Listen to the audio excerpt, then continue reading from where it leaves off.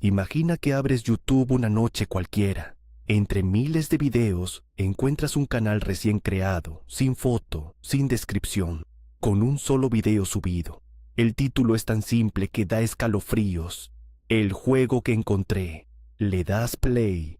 Alguien con voz tranquila empieza a mostrarte las grabaciones de un videojuego de PlayStation del que nadie ha oído hablar jamás. No hay presentación, no hay saludo, solo esa frase. Lo subí para probarles que no estoy mintiendo sobre este juego. Y entonces, sin que lo sepas todavía, acabas de entrar a uno de los misterios más profundos y perturbadores que ha dado Internet. Su nombre es Petscop. Hoy, en Expedientes del Internet, vamos a desenterrar la historia de un juego que técnicamente nunca existió, pero que atrapó a miles de personas en una investigación colectiva que duró años. Un caso donde la ficción imitó tan bien a la realidad que muchos empezaron a preguntarse dónde terminaba una y empezaba la otra. Antes de continuar, quédate hasta el final, porque hacia el cierre vamos a llegar a un dato que hasta el propio creador de todo esto llegó a lamentar haber incluido. Para entender Petscop, primero tenemos que entender que es un ARG. Las siglas vienen del inglés, Alternate Reality Game, o juego de realidad alternativa. Son historias interactivas que usan el mundo real como escenario.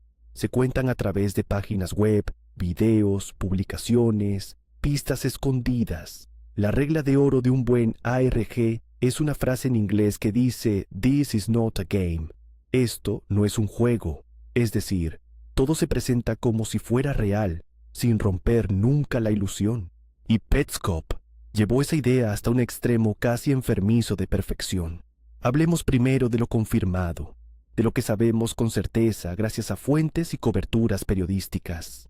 Petscop es una serie web de terror publicada en YouTube, hecha para parecer una serie de gameplay, uno de esos videos donde alguien juega y comenta lo que ve.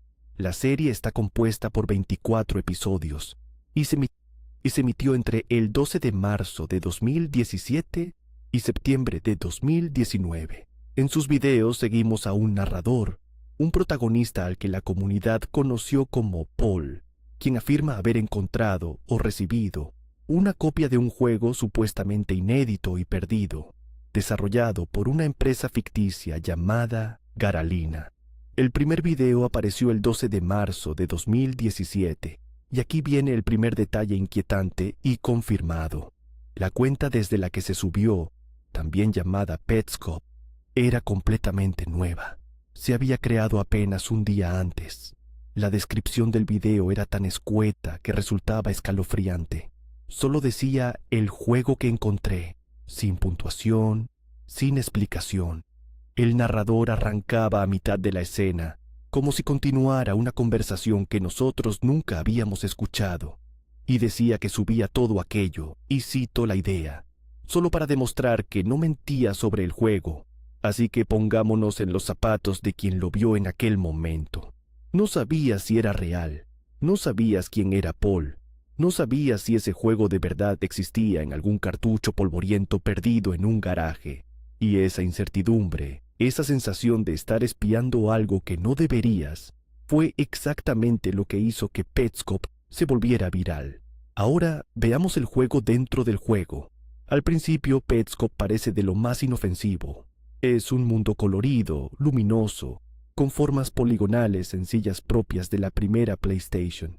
El objetivo aparente es de lo más tierno, recorrer ese mundo alegre y capturar unas criaturas llamadas pets, mascotas. Un juego infantil, casi caricaturesco. Nada que temer, hasta que Paul menciona algo. El juego venía acompañado de una nota, y esa nota contenía un código y unas instrucciones. Cuando Paul sigue esas instrucciones e introduce el código, todo cambia. El juego se abre hacia una sección oculta, oscura, que no debería estar ahí. Una zona conocida como el New Maker Plane, el plano New Maker. Y este es el corazón visual del terror de la serie. Un campo vasto, cubierto de hierba, completamente a oscuras, iluminado únicamente por un foco de luz que sigue al personaje. Un enorme espacio negro, sin apenas puntos de referencia, con una red de túneles subterráneos que se extienden bajo la superficie.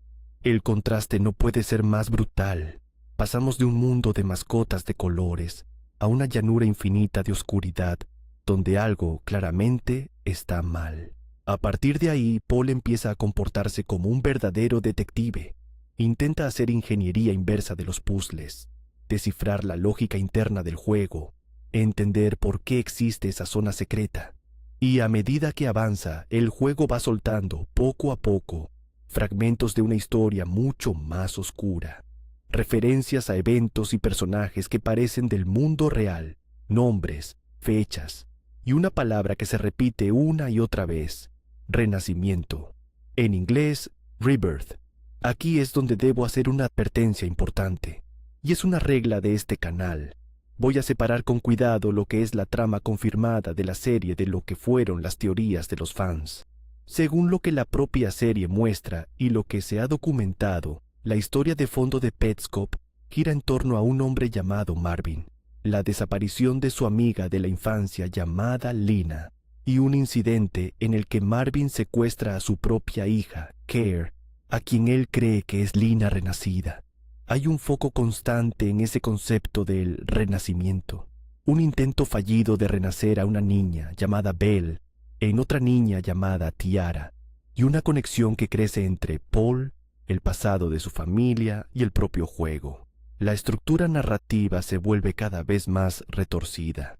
En algún punto se insinúa que ciertas grabaciones no son desde la perspectiva de Paul, sino de otros personajes como Belle y el propio Marvin, que aparentemente estarían jugando a Petscop al mismo tiempo.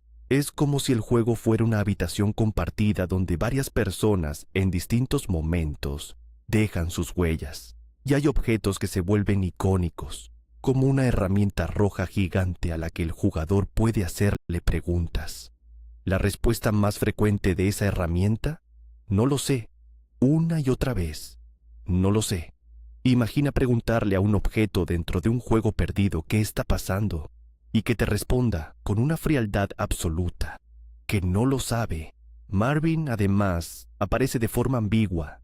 Existe como personaje dentro del juego, pero también se le menciona como una persona del mundo real. Paul y Marvin llegan incluso a comunicarse mediante una especie de lenguaje esotérico hecho con los botones del mando de PlayStation. Y en ciertos episodios se muestra a Marvin jugando secciones del juego que parecen dirigidas específicamente a él, lo que da a entender que el juego fue creado para que Marvin lo encontrara. Piénsalo un segundo, un juego diseñado no para el público, sino para una persona concreta, como un mensaje enterrado, esperando al destinatario correcto. Y aquí llega el giro, el dato que encendió a toda la comunidad de detectives de Internet y que llevó el misterio a otro nivel. Mientras la gente analizaba fotograma por fotograma, alguien notó algo. Ese nombre, Newmaker, el plano Newmaker, coincidía con un apellido de un caso real, un caso de la vida real profundamente trágico. Voy a contarlo con el máximo respeto, porque involucra a una persona real. Según fuentes documentadas, Candace Newmaker fue una niña de 10 años que murió en el año 2000 durante una sesión de la llamada terapia de renacimiento, una práctica marginal que pretendía tratar un trastorno de apego. En esa sesión, la envolvieron en una manta simulando un nacimiento, y varios adultos ejercieron presión sobre ella, ignorando sus súplicas de que no podía respirar. Falleció asfixiada. Las personas responsables fueron condenadas por abuso infantil, y el estado donde ocurrió llegó a prohibir ese tipo de técnicas. Es un caso real, verificado, y absolutamente devastador. Los fans empezaron a encontrar lo que parecían decenas de conexiones. El uso repetido de las palabras Rebirth, Tiara, Newmaker, habitaciones específicas del juego con carteles que, al reflejarse en un espejo, formaban preguntas inquietantes sobre el nacimiento. Nació lo que se conoció como la teoría Newmaker, la creencia muy extendida de que Petscop trataba, en el fondo, sobre la muerte de Candace Newmaker. Para muchos seguidores, esa era la clave que lo explicaba todo. Pero aquí es donde tengo que ser muy claro y honesto contigo, porque este canal no vende humo. Esa teoría, por muy popular que fuera, no era la verdad de la obra, y lo sabemos porque años después el propio creador habló. Según sus propias declaraciones confirmadas, las referencias al caso Newmaker fueron intencionales, sí, pero el creador afirmó que solo pretendían conectar con los temas de renacimiento presentes en toda la serie, y que nunca tuvo intención de profundizar más en ellas. Es más, expresó abiertamente su arrepentimiento. Llegó a decir que incluir esa referencia a una tragedia real fue, en sus palabras, extremadamente estúpido de su parte. Reflexionó que una decisión así, referenciar una tragedia que involucra a personas reales, debería tener mucho peso y haberse tratado con muchísimo cuidado. En otras palabras, Petscop No es una obra sobre Candace Newmaker. Fue una alusión temática que se le fue de las manos, que la comunidad amplificó y de la que su autor terminó arrepintiéndose. Y esto nos lleva al segundo gran misterio de todo el fenómeno. ¿Quién estaba detrás de Petscop? Porque durante años nadie lo supo. La serie se presentó de forma completamente anónima, mientras se acumulaban las teorías, mientras periodistas de medios de videojuegos cubrían el caso y comunidades enteras diseccionaban cada segundo. La identidad del creador permaneció en las sombras. Ese anonimato era parte del hechizo. ¿Y si de verdad había algo real detrás? ¿Y si el juego existía? La ausencia de un autor visible mantenía viva la ilusión de que esto no es un juego. El silencio se rompió finalmente en noviembre de 2019. El único creador de todo el proyecto se dio a conocer, un artista llamado Tony Domenico, que se comunicaba públicamente a través de Twitter bajo seudónimos. Resultó que Petscop, ese universo laberíntico que parecía obra de un colectivo o de una conspiración enorme, había sido la creación de una sola persona, un solo autor construyendo ladrillo a ladrillo un juego falso tan convincente que engañó a Internet entero. La serie se dio por concluida oficialmente ese mismo año, con sus 24 videos y hasta una banda sonora propia. Y quiero que nos detengamos en la genialidad técnica de lo que hizo, porque aquí hay una capa más de misterio. Las grabaciones de Petscop no eran simples videos jugados en vivo. El creador desarrolló un sistema para grabar las entradas del mando, los inputs, y reproducirlos después. Esto le permitía modificar aspectos del juego después de haber grabado la partida original. Es decir, podía hacer que los mismos movimientos, reproducidos más tarde, ocurrieran en un mundo diferente. Deja que eso se asiente. La misma secuencia de botones podía llevarte a dos realidades distintas. Es exactamente el tipo de detalle que difumina la línea entre lo que es un truco de edición y lo que se siente como magia negra digital. Así que retrocedamos y miremos el cuadro completo. Un canal creado un día antes de subir su primer video. Un narrador sin rostro llamado Paul. Un juego de mascotas que esconde una llanura infinita de oscuridad. Un código en una nota. Un hombre secuestrando a una niña a la que cree renacida. Herramientas que responden, no lo sé. Un lenguaje secreto de botones de PlayStation. Alusiones a una tragedia real que su propio autor lamentó. Y durante años, absolutamente nadie sabiendo quién movía los hilos. Lo verdaderamente perturbador de Petscop no son los sustos. No hay caras gritando de golpe ni monstruos saltando a la pantalla. Lo perturbador es la sensación. Esa idea abstracta de estar perdido y corrompido de una forma irreparable. Algo que se siente profundamente triste y aterrador al mismo tiempo. El propio creador describió esa emoción como el núcleo de la obra. No es el miedo a algo que te persigue, es el miedo a algo que ya pasó, que quedó grabado y que sigue ahí, reproduciéndose en bucle en un cartucho que quizás nunca debiste encontrar. Y aquí es donde te dejo con la pregunta abierta, esa que Petscop nunca responde del todo. Sabemos que fue ficción, sabemos que hubo un autor, sabemos que el juego, técnicamente, nunca existió como producto real, y sin embargo, miles de personas dedicaron años de su vida a investigarlo como si fuera un expediente policial.